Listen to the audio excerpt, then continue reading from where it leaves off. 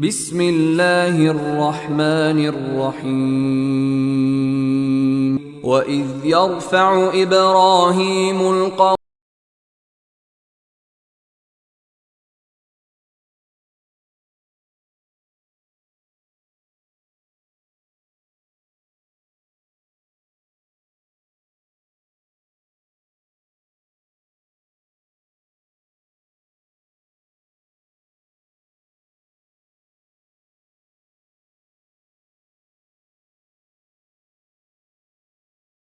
إن الحمد لله نحمده ونستعينه ونؤمن به ونتوكل عليه ونعوذ بالله من شرور أنفسنا وسيئات أعمالنا من يهده الله فلا مضل له ومن يضلل فلا هادي له وأشهد أن لا إله إلا الله وحده لا شريك له وأشهد أن محمدا عبده ورسوله.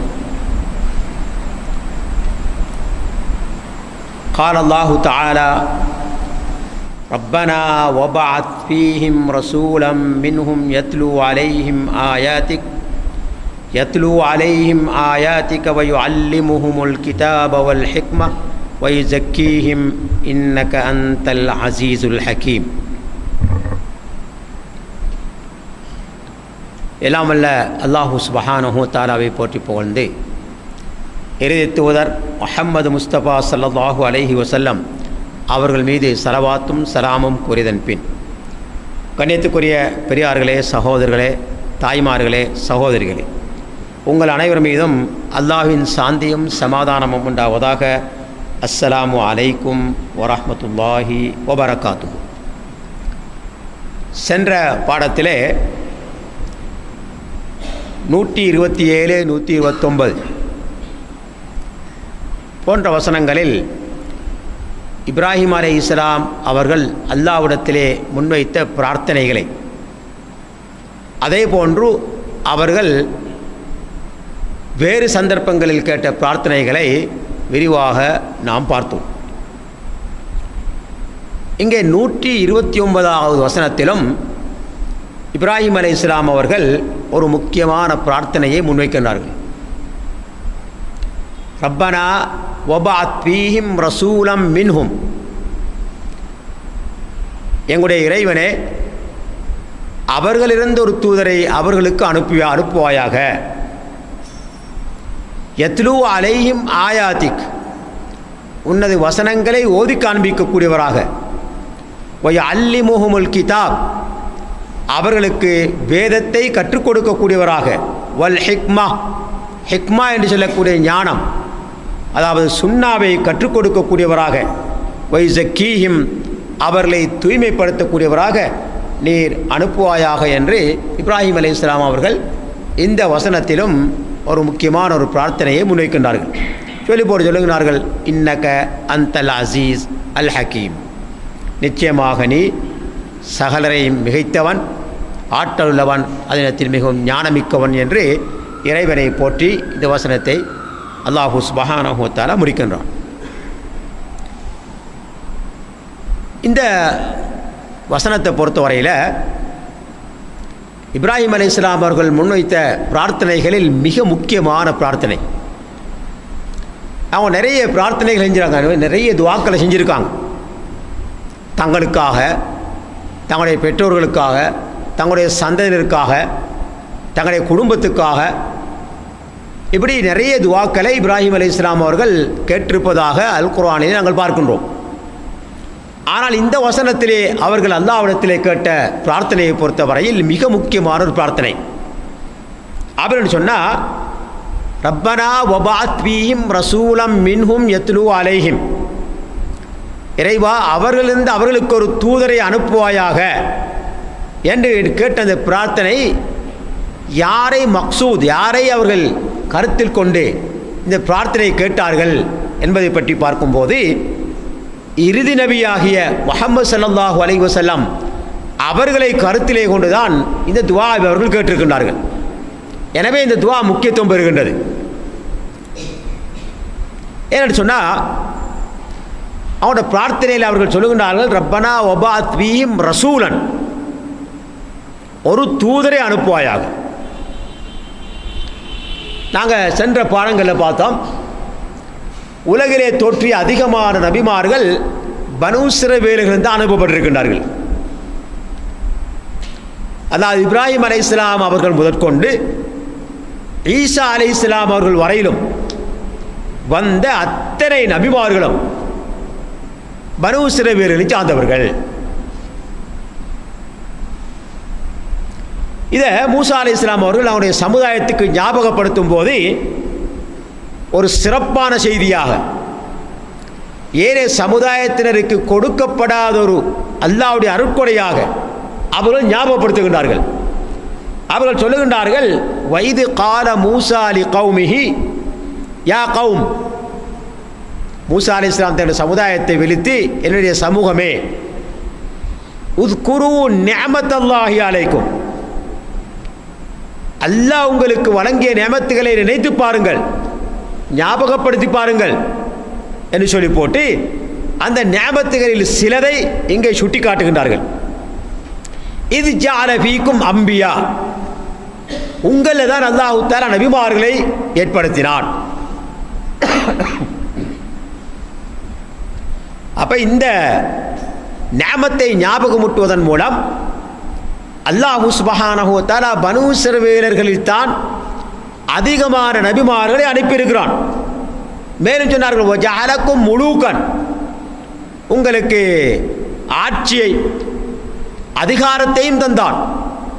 வஆதாக்கும் மாலம் யுக்தி அஹதம் மினல் ஆலமீன், இந்த உலகத்தில் யாருக்குமே கொடுக்காத நியமத்துகளை அல்லாஹ் உங்களுக்கு வழங்கினான் என்று மூசா அலைஹிஸ்ஸலாம் தங்களுடைய சமுதாயத்துக்கு ஞாபகப்படுத்துகிறாங்க.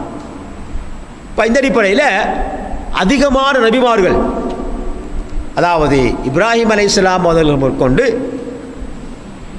இப்ராஹிம், இஸ்ஹாக், யாக்கூப், யூசுப், அப்படி ஜக்கரியா தொடர்ந்து வரக்கூடிய நபிமார்கள் வரிசையில் ஈசா அலைஹிஸ்ஸலாம் அவர்கள் வரையிலும் வந்த நபிமார்கள்லாம் இந்த பனூ இஸ்ரவேலை சார்ந்தவர்கள்.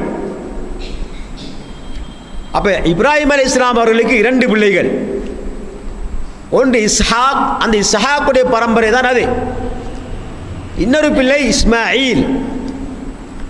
இந்த இஸ்மாயில் அலைஹிஸ்ஸலாம் அவர்கள் இப்ராஹிம் அலைஹிஸ்ஸலாம் அவர்களால் அவருடைய தாயுடன் மக்காவிலே கொண்டு வந்து விடப்பட்டவர்கள். இந்த வரலாறு உங்களுக்கு தொடர்ந்து சொல்லப்படுச்சு. புகாரிலே பதிவாக இருக்கக்கூடிய ஒரு நீளமான ஹதீஸில் அந்த வரலாறு அப்படி சொல்லப்பட்டு, இப்ராஹிம் அலைஹிஸ்ஸலாம் தங்களுடைய மகன் இஸ்மாயிலையும் தங்களுடைய மனைவி ஹாஜரையும் அழைத்து கொண்டு வந்து மக்காவுடைய பள்ளத்தாக்கில் விட்டுட்டு போகிறாங்க. அப்போ இந்த மக்கா அமைந்திருப்பது அரபிகள் வாழக்கூடிய பிரதேசத்தில். இதனால் தான் இஸ்மாயில் அலைஹிஸ்ஸலாம் அவர்கள் வளர்ந்து வயதை எத்திய போது அந்த பகுதியாக யமன் தேசத்திலிருந்து வந்த ஜுர்ஹும் கோத்திரத்திலிருந்து ஒரு பெண்ணை திருமணம் முடித்து கொண்டார்கள். அவர்கள் மூலமாகவே அரபி பாஷையும் கற்றார்கள். இப்போ இந்த அரபி சமூகத்திலிருந்து ஒரு நபி, ஒரு ரசூல் அனுப்பப்பட வேண்டும் என்பது அல்லாஹ்வுடைய நியதி. அப்போ இந்த நியதி தக்தீர், அல்லாஹ்வுடைய கதா கதிர், இந்த கதா கதிருக்கும் இப்ராஹிம் அலைஹிஸ்ஸலாம் அவர்கள் வைத்த இந்த பிரார்த்தனைக்கும் உண்டாகுது, சமனாகுது. எனவே தான் அல்லாஹ் சுப்ஹானஹு வ தஆலா அவருடைய பிரார்த்தனையை அங்கீகரித்து கொண்டு இந்த அரபி சமூகத்திலிருந்து ஒரு நபியை அனுப்புகின்றான். அவர்கள் தான் முஹம்மது ஸல்லல்லாஹு அலைஹி வஸல்லம் அவர்கள். அப்போ இந்த பிரார்த்தனை மிக முக்கியமான ஒரு பிரார்த்தனை. அவர்கள் கேட்ட துஆக்களிலேயே மிகவும் விசேஷமான ஒரு துஆவாக, ஒரு பிரார்த்தனையாக இது இருந்து கொண்டிருக்குது. அப்படின்னு சொன்னால், இந்த அரபி சமூகத்தில் ஒரு தூதர் அனுப்பப்பட வேண்டும். ஒரு தூதர், இப்ராஹிம் அலைஹிஸ்ஸலாம் பல தூதர்களை சொல்லவில்லை, ஒரு தூதர் ரசூலன் அனுப்பப்பட வேண்டும் என்று இப்ராஹிம் அலைஹிஸ்ஸலாம் அவர்கள் இந்த பிரார்த்தனையிலே அவர்கள் முன்வைக்கின்றார்கள்.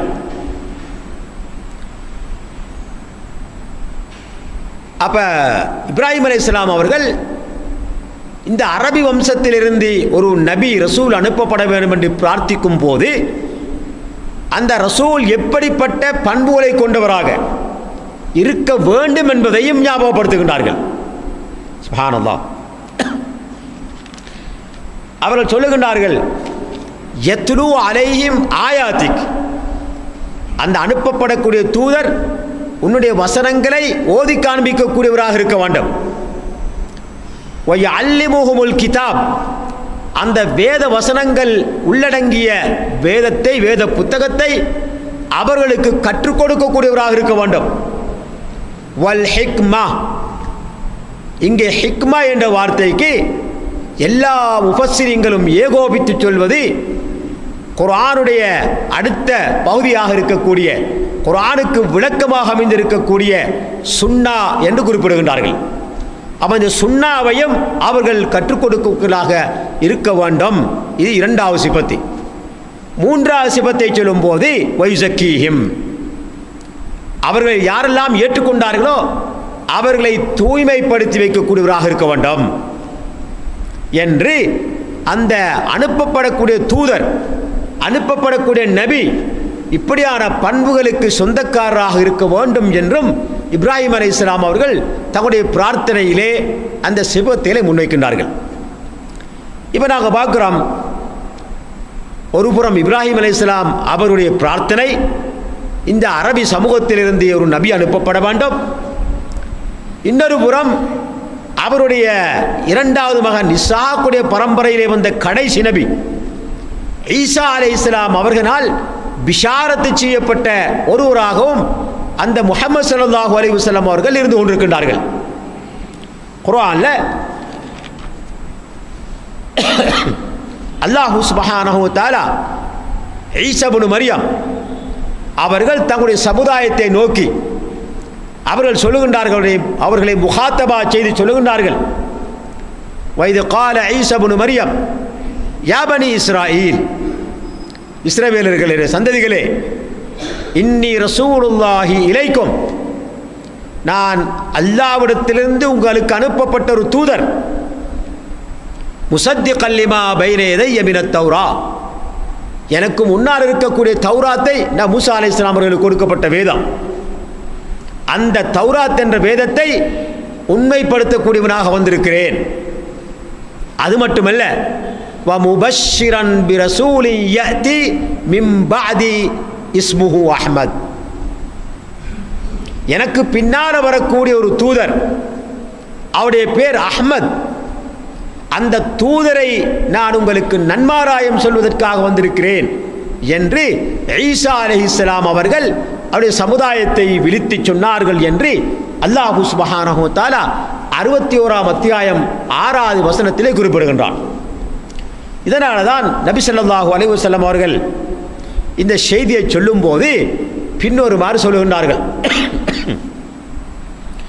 அன தஅவத்து அபி இப்ராஹிம் வ புஷ்ரா ஈசா இப்னு மரியம், நான் என்னுடைய தந்தை இப்ராஹிமுடைய பிரார்த்தனையின் பிரதிபலிப்பு, அதே போல ஈசா இப்னு மரியமுடைய நன்மாராயம் என்று ரசூலுல்லாஹி ஸல்லல்லாஹு அலைஹி வஸல்லம் அவர்கள் ஹதீஸிலே குறிப்பிட்டிருப்பதை நாங்கள் பார்க்க முடிகின்றது. அப்போ இந்த அடிப்படையில் இப்ராஹிம் அலைஹிஸ்ஸலாம் அவர்கள் கேட்ட இந்த பிரார்த்தனை உலகம் அழிகின்ற வரையிலும் நிலைத்திருக்கக்கூடிய ஒரு வேதத்தை கொடுக்கப்பட்ட எல்லா சமுதாயத்துக்கும் ஒட்டுமொத்தமாக கொடுக்கப்பட்ட அந்த வேதத்துக்கு சொந்தக்காரராக எல்லா சமுதாயத்தினருக்கும் நபியாக ரசூலாக அனுப்பப்படக்கூடிய முஹம்மது ஸல்லல்லாஹு அலைஹி வஸல்லம் அவர்களை அனுப்ப வேண்டும், அவர் இப்படியான பண்புகளுக்கு சொந்தக்காரராக இருக்க வேண்டும் என்று இப்ராஹிம் அலைஹிஸ்ஸலாம் அவர்கள் முன்வைத்த இந்த பிரார்த்தனை மிக முக்கியமான ஒரு பிரார்த்தனை. நிறைய பிரார்த்தனை கேட்டிருக்காங்க, ஆனால் இந்த பிரார்த்தனை மிக முக்கியமான ஒன்று. இதை நாங்கள் விலகி கொண்டோம்னு சொன்னால், இந்த வசனத்தில் கொஞ்ச நேரம் நாங்கள் இன்னொரு பக்கம் சிந்திக்க வேண்டியது. அதாவது இறுதி நபியாக வரக்கூடிய முஹம்மது ஸல்லல்லாஹு அலைஹி வஸல்லம் அவருடைய பண்புகள் இப்ராஹிம் அலைஹிஸ்ஸலாம் எப்படி சொல்கிறாங்க, யத்லு அலைஹிம் ஆயாத்திக் வ யஅல்லிமுஹுமுல் கிதாப் வல் ஹிக்மா வ யுஸக்கீஹிம் இன்னக அன்தல் அஸீஸுல் ஹக்கீம். அந்த வரக்கூடிய இறுதி தூதர் எப்படி இருக்க வேண்டும் என்று சொன்னால், உன்னுடைய வசனங்களை ஓதி காண்பிக்கூடியவராக இருக்கணும், அந்த வசனங்கள் அடங்கிய வேத நூலை மக்களுக்கு கற்றுக் கொடுக்கக்கூடியவராக இருக்கணும். அதே வேளையில் அந்த குர்ஆனுக்கு வேத நூலுக்கு விளக்கமாக இருக்கக்கூடிய சுன்னா என்ற ஹிக்மாவையும் கற்றுக் கொடுக்கக்கூடியவராக இருக்க வேண்டும்.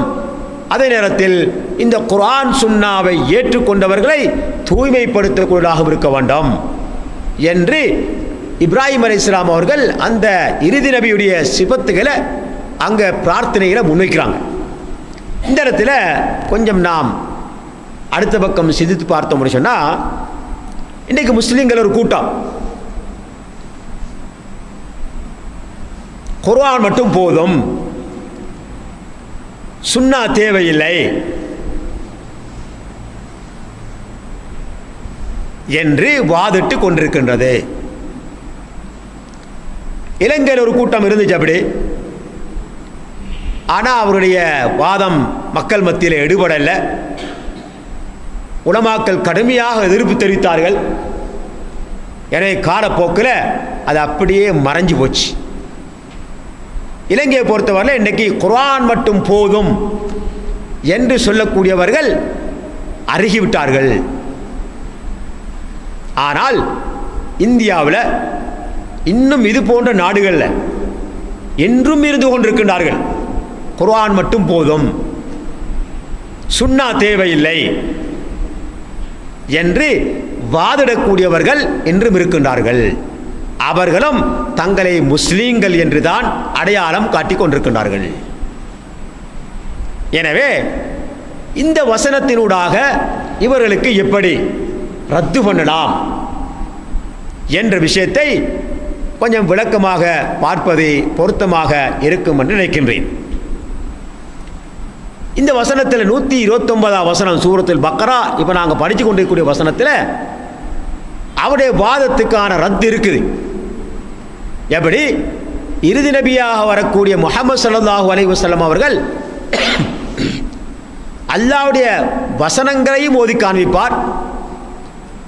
அந்த வசனம் உள்ளடங்கப்பட்ட வேத நூல் குர்ஆனையும் கற்றுக் கொடுப்பார்.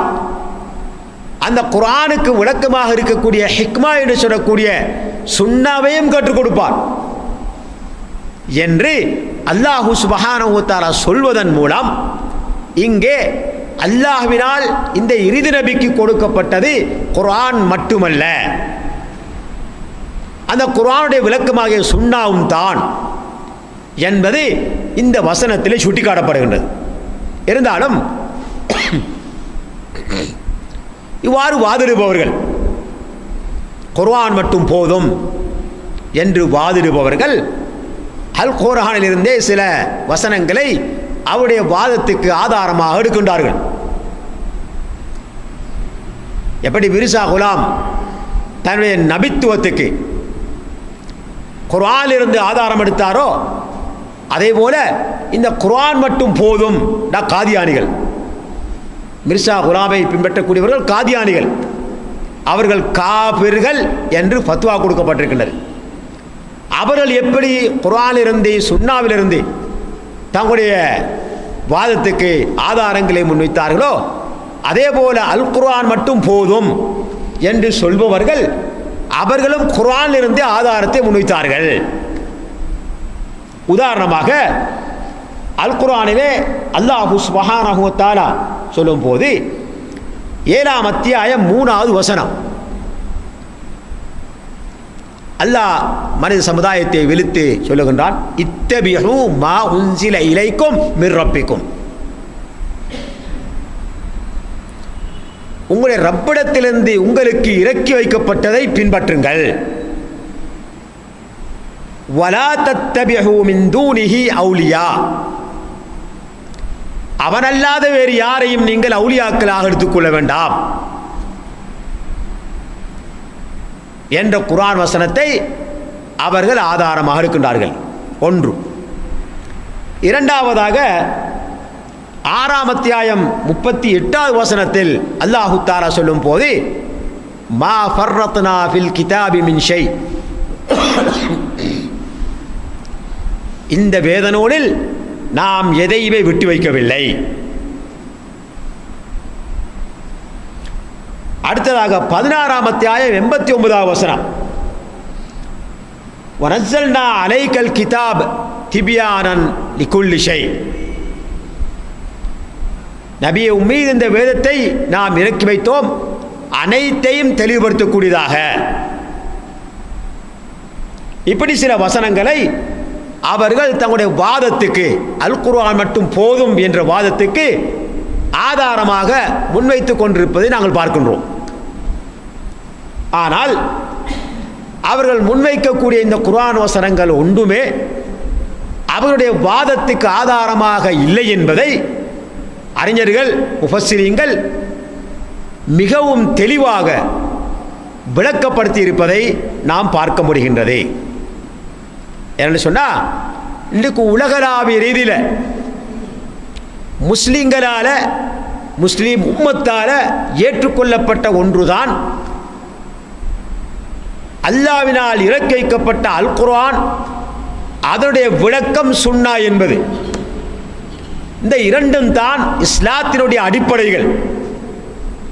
இந்த இரண்டில் ஒன்று இல்லாமல் இஸ்லாத்தை அமுல்படுத்த முடியாது என்பது இன்றைய முஸ்லீம் உம்மாவுடைய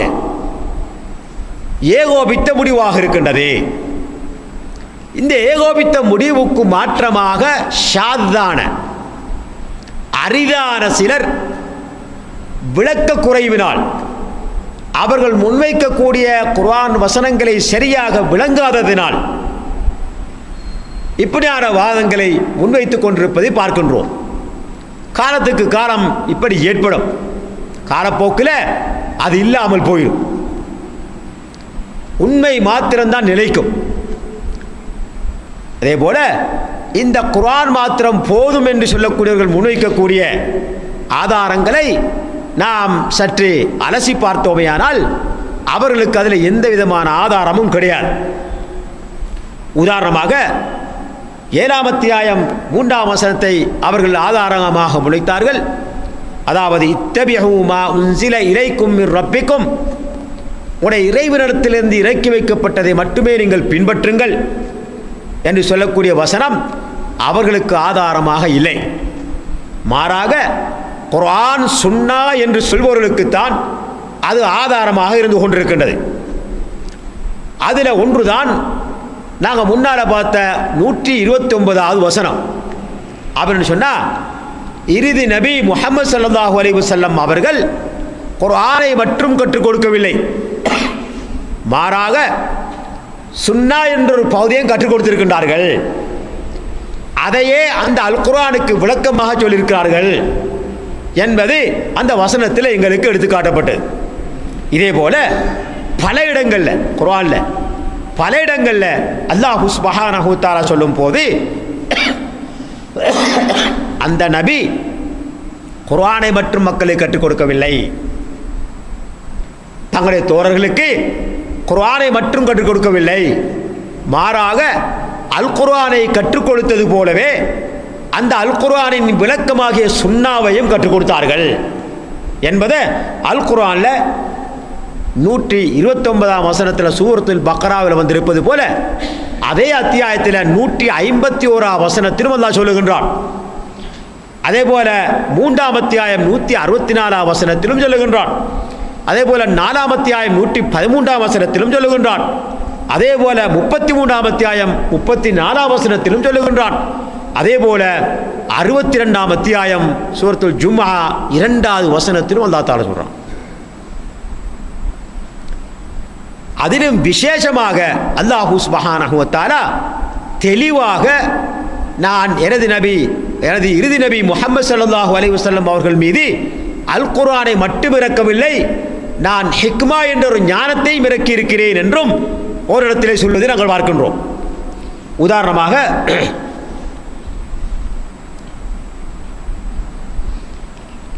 இரண்டாம் அத்தியாயம் 231ஆம் வசனத்திலே அல்லாஹ் தஆலா சொல்லும் போது, வஸ்குரு நிஅமத்தல்லாஹி அலைக்கும்,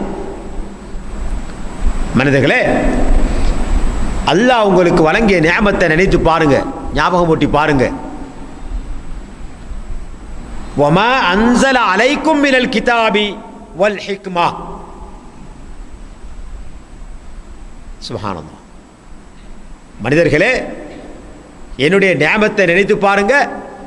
அதே நேரத்தில் உங்களுக்கு நான் இறக்கி வைத்த வேதம் அல் குர்ஆன், அதனுடைய விளக்கமாகிய அல் ஹிக்மா, இதையும் நினைத்து பாருங்க என்று அல்லாஹு சுப்ஹானஹு வ தஆலா இந்த வசனத்தில் சொல்லி காட்டுகிறான்.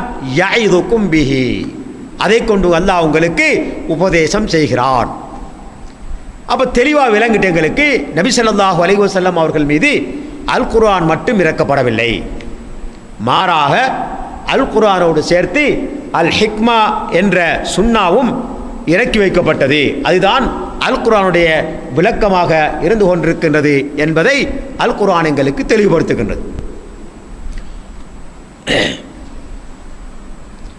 இதை, அதாவது அல் குர்ஆன் அல்லாஹ்விடத்திலிருந்து இறக்கப்பட்டது, அதனுடைய விளக்கமாகிய சுன்னா, இரண்டு அடிப்படைகள், இஸ்லாத்தினுடைய இரண்டு அஸ்திவாரங்கள்.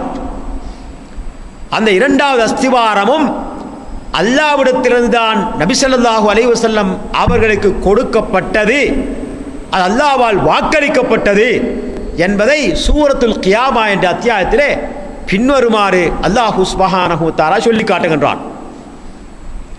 குர்ஆன் இறங்கும் போது ஆரம்பத்தில் நபி ஸல்லல்லாஹு அலைஹி வஸல்லம் அவர்கள் அவசரப்பட்டார்கள். ஜிப்ரீல் அலைஹிஸ்ஸலாம் அவர்கள் ஓதி காண்பிக்கும் போது அவர்களும் ஓதினார்கள். எதுக்காகன்னு சொன்னால் அவசரமாக மனனம் செய்து கொள்ள என்ற நோக்கத்தில். இப்போ அல்லாஹ் சுப்ஹானஹு வ தஆலா அவர்களுக்கு கட்டளையிடுகின்றான், லா துஹர்ரிக் லிசானக, லா துஹர்ரிக் பிஹி லிசானக லிதஅஜல பிஹி. ஜிப்ரீல் உமக்கு குர்ஆனை ஓதி காண்பிக்கும் போது அவசரப்பட்டு நீர் ஓத வேண்டாம், உங்கள் நாவை அசைக்க வேண்டாம், கேட்டுக்கொண்டிரும்.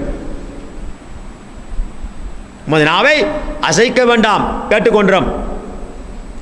ஏன்னு சொன்னா, இன்ன அலைனா ஜம்அஹு வ குர்ஆனா, அந்த குர்ஆனை உங்களோட உள்ளத்தில் உண்டு சேர்க்கிறது. சுப்ஹானல்லாஹ். பின்னர் அது பிழை இல்லாமல் எங்களை ஓத வைக்கிறது. அது எங்கட பொறுப்பு, அல்லாஹ் சொல்லிட்டான். அதனால் நீங்கள் அவசரப்பட தேவையில்லை. நபி ஸல்லல்லாஹு அலைஹி வஸல்லம் அவர்களை பொறுத்தவரையில் எழுத வாசிக்க தெரியாத உம்மி பிலியல்சாம் எழுதி கொண்டு கொடுத்தாங்கன்னு சொன்னால் வாசிக்கலாம் அவங்களுக்கு. இது அல்லாஹ்வுடைய அற்புதம். எழுத வாசிக்க தெரியாத ஒருவரை இவ்வளவு சிறப்பு மிக்க ஒரு வேதத்தை அவருடைய மனதில் பதிய வைத்து திரும்ப பிழை இல்லாமல் ஓத வைத்தார் என்று சொன்னால் இது அல்லாஹ்வுடைய அற்புதம். பின்னால் வரக்கூடிய எவரும் அவருடைய ஆக்கம் என்று சொல்வது மக்கள் மத்தியில் எடுபடாது. சுப்ஹானல்லாஹ். ஏன் அவருக்கு எழுத வாசிக்க தெரியாது? அப்ப அல்லாஹ்வுடைய அற்புதத்தை பாருங்க. எழுத வாசிக்க தெரியாத உம்மி நபிக்கு அந்த அல் குர்ஆனை இறக்கி அவருடைய உள்ளத்தில் பதிய வைக்கிறான் அல்லாஹ் தஆலா. அது அல்லாஹ் பொறுப்பேற்றுக் கொள்றான். இன்ன அலைனா ஜம்அஹு, அதை முழுமையாக உமது உள்ளத்திலே ஒன்று சேர்ப்பது, பின்னர் பிழை இல்லாமல் நாவினால் ஓத வைப்பது, திருப்பி ஓத வைக்கிறது, அது எங்கட பொறுப்பு. சுப்ஹானல்லாஹ். சொல்லி போட்டு ஃபைதா கரானாஹு ஃபத்தபி குர்ஆனா, அதனால ஜிப்ரீல் ஓதினா நீங்க கேட்டுக்கொண்டீங்க, அவசரப்பட்டு நாவ அசைக்க வேண்டாம், மனனம் செய்யறதுக்காக வேண்டி நீங்கள் அவசரப்பட வேண்டாம், அது எங்கட பொறுப்பு சொல்லி போட்டு பின்னால் அல்லாஹ் சொல்றான், சும்ம இன்ன அலைனா பயானா,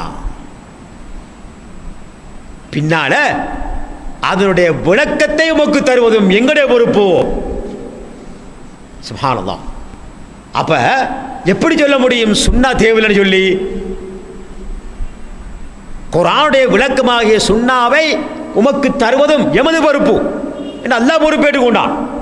அப்ப அல்லாஹ்விடத்திலிருந்து கொடுக்கப்பட்டதான் அல் குர்ஆனும் அந்த அல் குர்ஆனை விளக்கமாகிய சுன்னாவும்.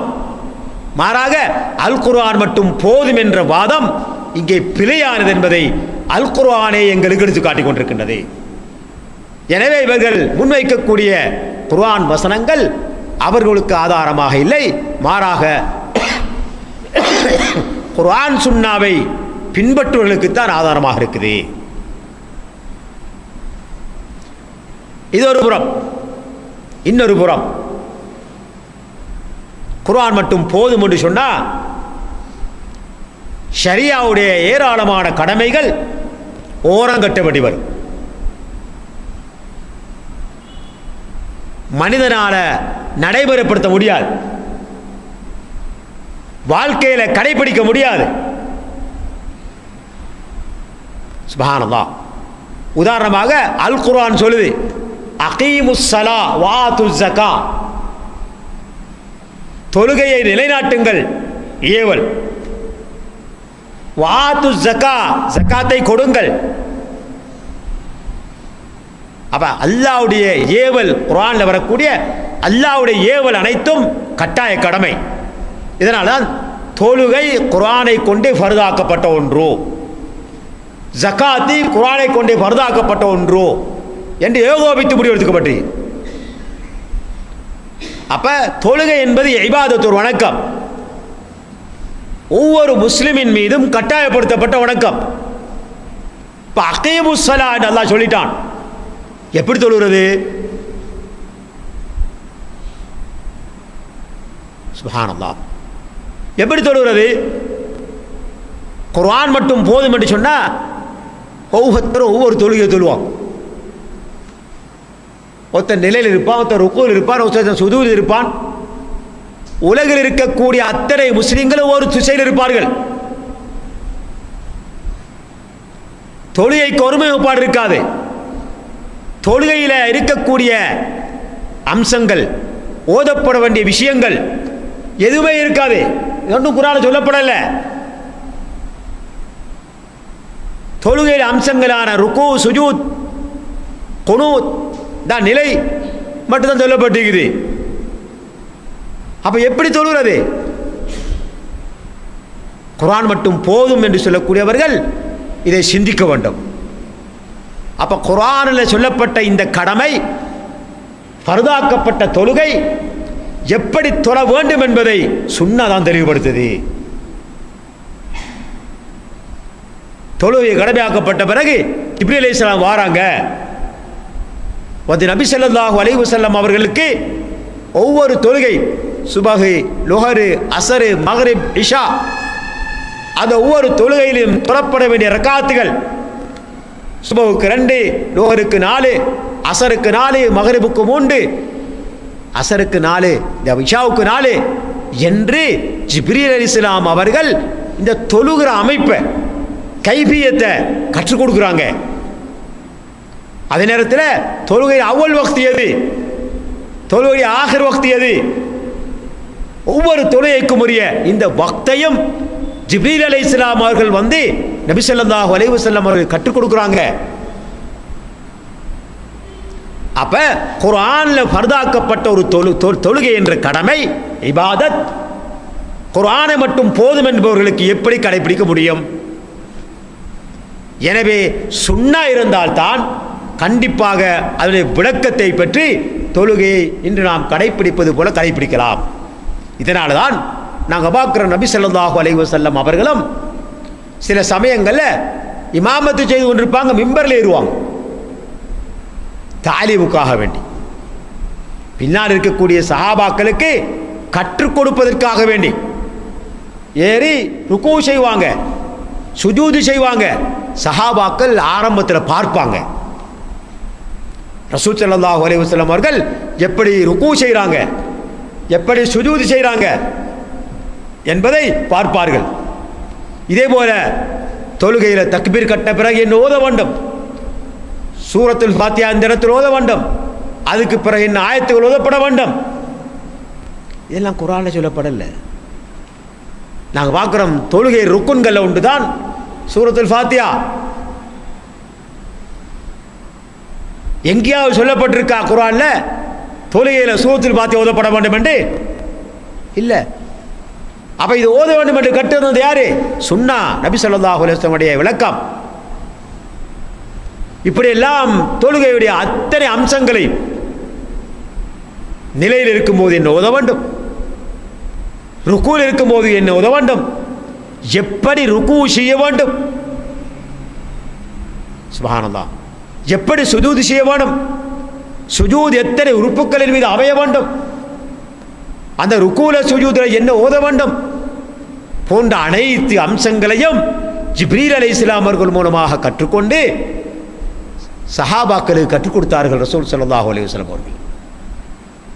இப்படியெல்லாம் கற்றுக் கொடுத்த பிறகு சமூகத்தை நோக்கி சொல்றாங்க, சல்லு கமா ரஐதுமூனி உஸல்லி. சுப்ஹானல்லாஹ். குர்ஆனை மட்டும் போதும் முடிச்சுன்னா ஒவ்வொருத்தரும் நினைச்சுப்படி சொல்ல வேண்டியதான். ஆனால் ரசூல் ஸல்லல்லாஹு அலைஹி வஸல்லம் இந்த ஹதீஸில் இன்னும் சொல்றாங்க, புகாரில் பதிவாக இருக்கக்கூடிய ஹதீஸ், சல்லு கமா ரஐதுமூனி உஸல்லி, என்னை எப்படி தொழ பார்த்தீர்களோ அப்படி தொழுங்கள். என்னை எப்படி தொழ பார்த்தீர்களோ அப்படி தொழுங்கள். அப்போ ஒவ்வொருத்தரும் நினைச்சபடி தொழிலாது. அதனால அன்றைக்கு பார்க்குறோம், உலகளாவிய ரீதியில் முஸ்லிம்கள் பள்ளிவாசலுக்கு போனால் ஒருமுகப்பட்டு ஒரு இமாமுக்கு பின்னால எந்த மாற்றமும் இல்லாமல் சந்தோஷமாக நிம்மதியாக ஒற்றுமையாக தொழுது விட்டு செல்லக்கூடிய நிலையை பார்க்கிறோம். சுப்ஹானல்லாஹ். இதே போல ஜகாத் எடுத்துக்கொண்டோமையானால் குர்ஆனில் ஃபர்தாக்கப்பட்ட ஒரு கடமை. எப்படி ஜகாத்து கொடுக்கிறது, எதுக்கு கொடுக்கிறது, அளவென்னா குர்ஆனில் சொல்லப்பட்டிருக்கா? இல்லை. அப்ப இந்த விளக்கங்களை தந்தது எது? நபியுல்லாஹி ஸல்லல்லாஹு அலைஹி வஸல்லம் உடைய சுன்னா. சுப்ஹானல்லாஹ். 100க்கு 2.5 வீதம் கொடுக்க வேணும். ஆடு மாடு ஒட்டகைகளுக்கு இத்தனை இருந்தால் இத்தனை கொடுக்க வேண்டாம். விவசாயத்தில் இவ்வளவு கொடுக்க வேண்டாம், அதனுடைய அளவு இருக்க வேண்டும் என்ற விளக்கங்களை எல்லாம் சொல்லித்தந்தது சுன்னா. நபி ஸல்லல்லாஹு அலைஹி வஸல்லம் அவர்கள் மூலமாக அல்லாஹ் எங்களுக்கு கற்றுத்தந்தது ஹிக்மா, சுன்னா. எனவே இந்த சுன்னா இல்லாமல் குர்ஆன் மட்டும் மாத்திரம் போதாது எங்களுடைய கடமைகளை பின்பற்றுவதற்கு. இதே போல குர்ஆன்ல அல்லாஹ் சுப்ஹானஹு வ தஆலா வலில்லாஹி அலன் நாஸி ஹஜ்ஜுல் பைத்தி மன் இஸ்ததா இலைஹி சபீலா,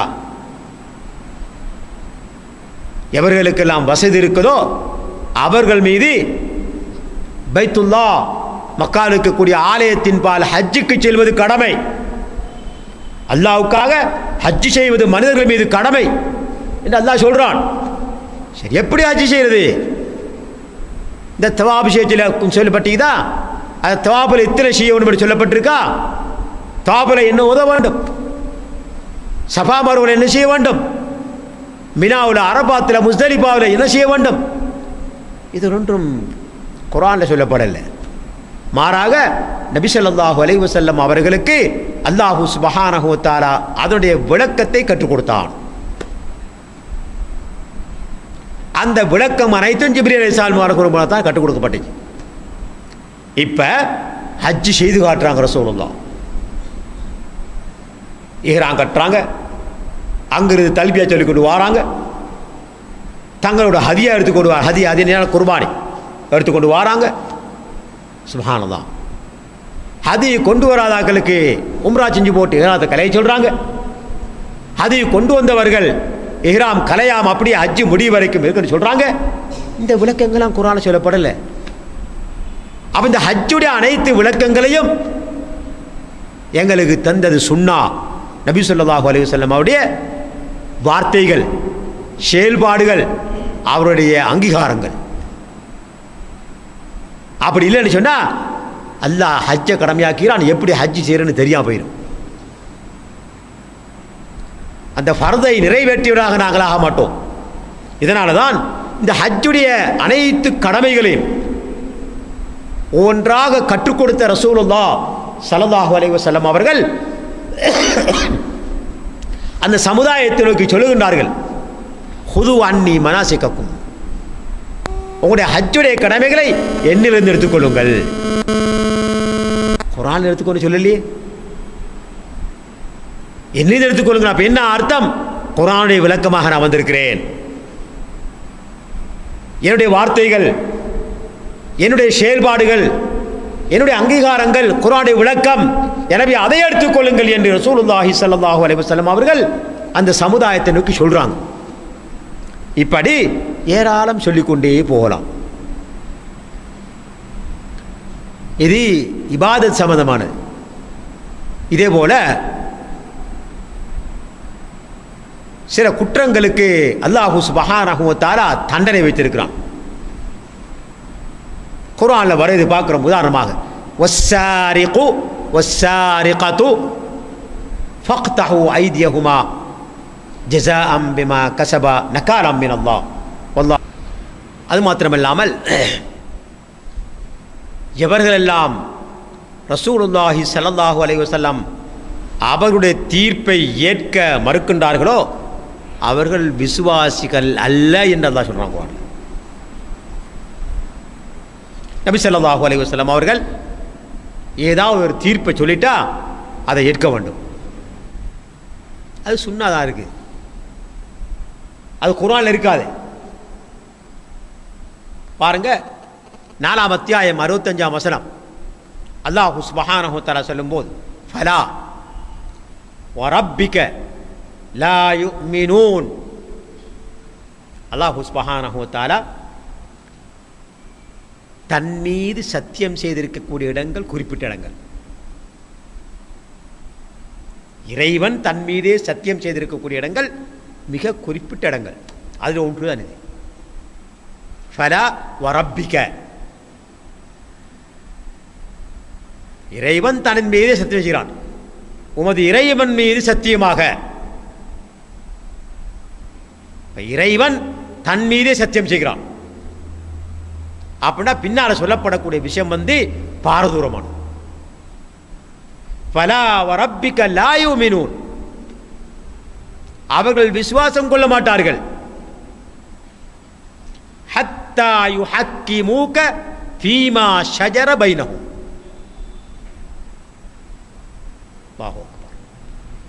அவர்களுக்கு ஏற்படக்கூடிய பிணக்குகளை உம்மிடத்தில் சொல்லி அதற்கான தீர்ப்பை பெற்றுக்கொள்ளாத வரையில அவர்கள் ஈமான் கொள்ள மாட்டார்கள் உமது இறைவன் மீது சத்தியமாக. இது பிரச்சனை குர்ஆனில் சொல்லப்பட்டீரா? சஹாபாக்களுக்கு வரக்கூடிய பிரச்சனைகள் குர்ஆனில் சொல்லப்பட்டீரா? இல்ல. அப்ப அல்லாஹ் என்ன சொல்றான்? இங்க குர்ஆன் இறக்கப்பட்டிருக்குது. என்ன இருந்தாலும் உங்களுக்கு இடையில சில சர்ச்சைகள் வரும். அந்த சர்ச்சைகளின் போது எங்களுடைய தூதரத்தில் போங்க, நீங்க அதுக்கான தீர்ப்பை பெறுங்க. அவர் சொல்லக்கூடிய தீர்ப்பை ثم لا يجدوا في انفسهم حرجا, உள்ளத்தில் எந்த ஒரு சங்கடமும் இல்லாமல் ஏற்றுக்கொள்ளணும். மிம்மா கதை, நபியை நீர் தீர்த்த தீர்ப்பை உள்ளத்தில் எந்த சஞ்சலம் இருக்கக்கூடா, எந்த தடையும் இருக்கக்கூடா.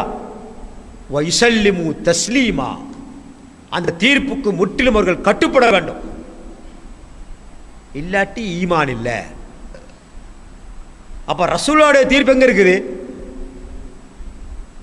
குர்ஆன்ல இருக்குது? இல்லை, அது சுன்னாதான் பார்க்கிறோம் நாங்கள்.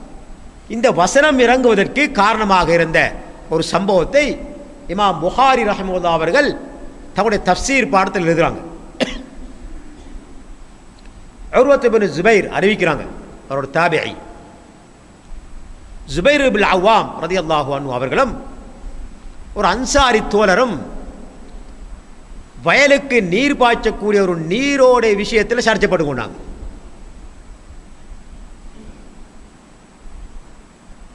இப்ப சர்ச்சையை 2 பேரும் ரசூலுல்லாஹ் கொண்டு வராங்க, எங்களுக்கு தீர்த்து வைங்க அப்படின்னு. இப்போ ரசூல் ஸல்லல்லாஹு அலைஹி வஸல்லம் பார்த்தாங்க, இந்த அன்சாரி தோழர் கொஞ்சம் கோபமாக இருக்கார். அதனால் அவரை சமாதானப்படுத்துறதுக்காக வேண்டி 2 பேருக்கும் நெகிழ்ந்த ஒரு சாதகமான தீர்ப்பை ரசூலுல்லாஹ் சொன்னாங்க. அப்படின்டா ஜுபைரை விழுத்தி சொல்றாங்க, யா ஜுபைர் இஸ்கி, நீங்க நீர் பாய்ச்சுங்க.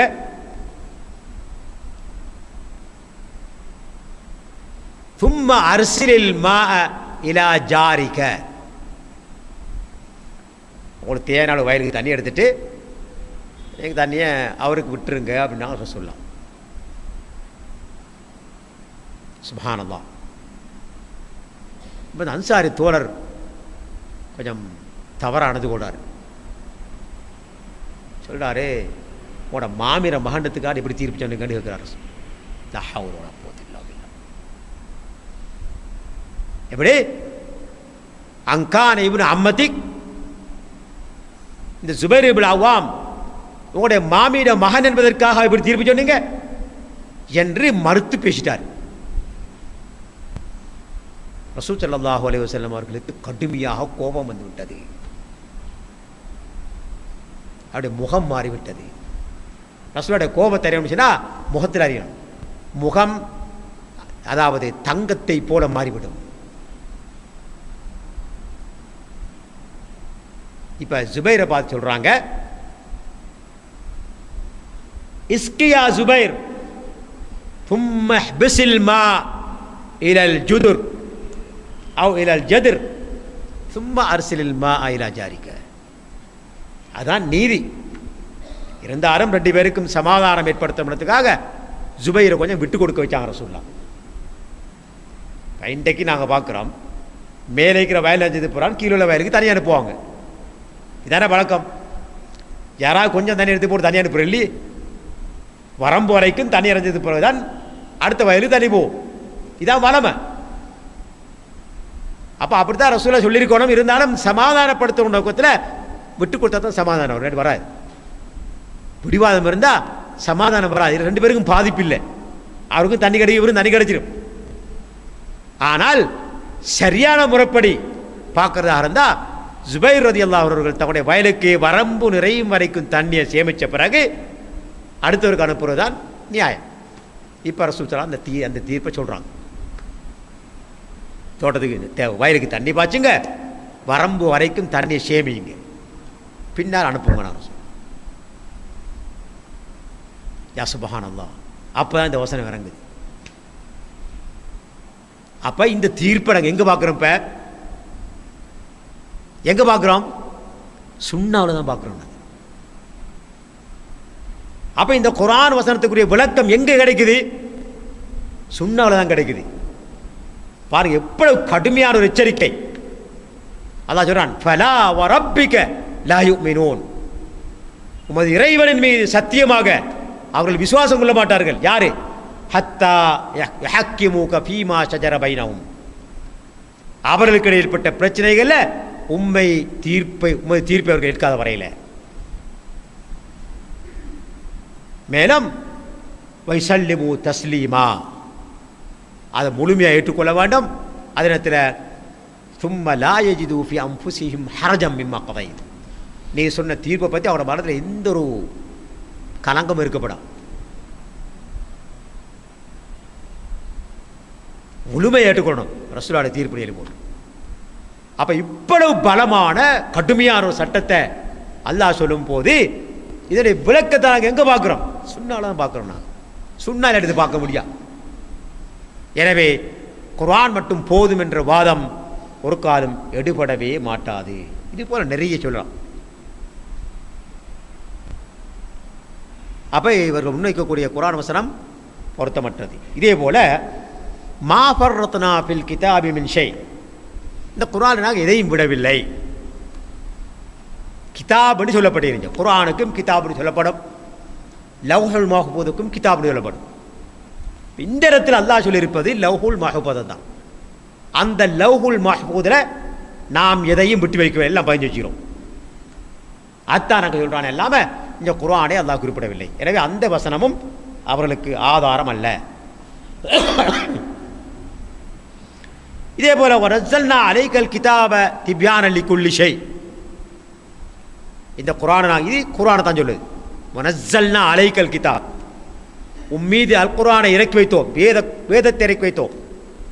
எதுக்கு? திப்யானன் லிக்குல்லி ஷை, அனைத்து வஸ்துக்களையும் தெளிவுபடுத்துவதற்காக.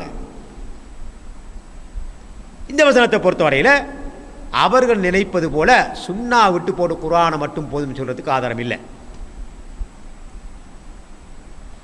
குர்ஆனை பொறுத்தவரையில் எதையுமே விடலை. நாளைக்கு முன்னால் உங்களுக்கு ஒரு உதாரணமும் சொல்லிக்கிறேன். நான் பல விடத்தை ஞாபகப்படுத்தி குத்துபாக்களை ஞாபகப்படுத்திக்கிறேன். இந்த வசனத்துக்கு ஒரு முஃபஸ்ஸிர் விளக்கம் கொடுத்து கொண்டிருக்கும் போது குர்ஆனில் இல்லாத ஒன்றுமே இல்லை அப்படின்னு சொல்லிட்டார். அப்போ அவங்க உட்கார்ந்திருந்த மாணவர் ஒரு குறும்புக்காரன் கேட்குறான், வந்து நான் ஒரு கேள்வி கேட்குறேன், அதுக்கு என்ன குர்ஆனில் ஆதாரம் காட்டுங்க அப்படி சொல்லிக்கான், எங்கே குர்ஆனில் காட்டுங்க அப்படி இருக்கும். சரி, அப்போ அவனோட கேள்வி என்ன, ஒரு கிலோ மாவு எடுத்தா எத்தனை கிலோ இனிப்பு பண்ணச்சுன்னு கேட்டிக்கான். அவர் பக்கத்து இந்த ஒரு மாணவர் கூப்பிடுச்சுனா கடை தெருவு போய்த்து இந்த இனிப்பு பண்ண விற்கிற குணாப்பா அந்த இனிப்பு பண்ண விற்கிறவன் போய் கேளு, ஒரு கிலோ மாவு எடுத்தா எவ்வளோ இனிப்பு பண்ண செய்யறான்னு கேட்டுருவான். அவர் ஓடி போய் கேட்டு வந்து சொல்கிறான், எங்கப்பா கேள்வி விட்டாரு, அப்போ அஞ்சா ஒரு கிலோ மாவுக்கு இவ்வளோ இனிப்பு பண்ண செய்யலாம். நான் அங்கே கேட்டு சொல்ல சொல்லி உங்களுக்கு குரானை சொல்ல சொல்ல குரானை சொல்லிக்கலாம், எங்கே சொல்லிக்கிறான், உங்களுக்கு தெரியாடி தெரிஞ்சது கேட்டுக்கொள் குரான் சொல்லு. அப்படி அல் குர்ஆனை பொறுத்தவரை இதையும் அல்ல விடல, உண்மைதான். ஆனால் அல்லாஹு சுப்ஹானஹு வ தஆலா சில விஷயங்களை வந்து முஜ்மலாக பொதுப்படையாக அடிப்படையாக சொல்லியிருக்கிறான் குர்ஆன்ல. அந்த அடிப்படைகளை விளங்குறதுக்கு சுன்னா கட்டாயம் தேவை. எனவே இந்த வசனம் குர்ஆன் மட்டும் போதும் என்றதுக்கு ஆதாரம் அல்ல. குர்ஆன்ல அல்லாஹ் எதையுமே விடல, உண்மையிலே அல்லாஹ் இதையெல்லாம் சொல்லி தருகிறான், சந்தேகமே இல்லை. ஆனால் முஜ்மலாக இப்போ நாங்கள் பார்த்தோம், இந்த வசனத்துக்கு குணாப்பா இனிப்பு பண்ண குர்ஆனை சொல்லப்பட்டீங்களா இல்லை. அப்போ எங்கே எடுத்தார் வருது, வெளியில் இருக்கக்கூடிய ஒரு வியாபாரி தான் எடுத்தார். எனவே இந்த வசனம் அல் குர்ஆன் மட்டும் போதும் என்பதற்கு ஆதாரம் அல்ல. குர்ஆனை பொறுத்த வரையில் நிறைய கவாய்துகள் முஜ்மலாக வந்திருக்கக்கூடிய, அதாவது பொதுப்படையாக வந்திருக்கக்கூடிய விஷயங்கள் ஏராளம் இருக்குது. இப்போ அதனுடைய விளக்கங்களை பெறுவதாக இருந்தால் கண்டிப்பாக சுன்னா தேவை. சுன்னா இல்லாமல் குர்ஆனை விளங்க முடியாது. எனவே இந்த வசனமும் அவர்களுக்கு ஆதாரமாக இல்லை. இதனுடைய விளக்கங்கள் முஜ்மலாக குர்ஆனில் வந்திருக்கக்கூடியவைகளின் விளக்கங்கள் சுன்னாவோட நாங்கள் பார்க்குறோம். இதுக்கு முன்னால் நாங்கள் நிறைய உதாரணங்களை பார்த்தோம். தொழுகை சொல்லப்பட்டீர், அகீமு ஸலா எப்படி தொழுகிறது சுன்னால பார்க்கும். ஆத்து ஜக்கா ஜக்காத்து கொடுக்க சொல்லுகிறீர், எப்படி கொடுக்கிறது சுன்னால சொல்லப்பட்டீர். ஹஜ்ஜு செய்ய சொல்லுகிறீர், எப்படி ஹஜ்ஜு செய்கிறது சுன்னாலும் சொல்லப்பட்டீர். சரி, களை வெடுத்த கையை விட்டுங்கன்னு சொல்லுகிறீர், எப்படி வெட்டுறது, எங்கால வெட்டுறது, எதுக்கு வெட்டுறது சுன்னாலும் சொல்லப்பட்டீர். சரியா? இப்படி எதை எடுத்தாலும் கூட பொதுப்படியாக வரக்கூடிய கவாய் சட்டங்களுக்கு விளக்கம், தஃசீரான விளக்கங்கள் சுன்னாவோட இருக்குது. எனவே இந்த குர்ஆன் வசனம் அவர்களுக்கு குர்ஆன் மட்டும் போதும் என்பதற்கு ஆதாரமாக இல்லை. குர்ஆன்ல 14ஆம் அத்தியாயம் 4ஆம் வசனம், இது அல்லாஹ் சுப்ஹானஹு வ தஆலா இப்படி சொல்றான், வமா அர்சல்னா மிர் ரசூலின் இல்லா பிலிசானி கௌமிஹி.